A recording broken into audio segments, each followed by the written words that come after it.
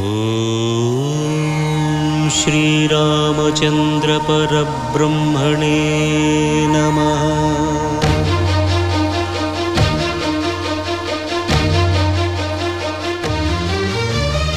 అదిగో అదిగో భద్రగిరి, ఆంధ్రజాతికిది అయోధ్యాపురి.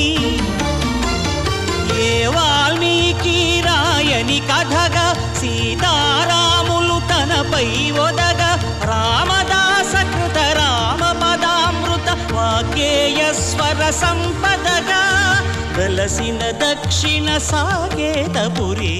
అదిగో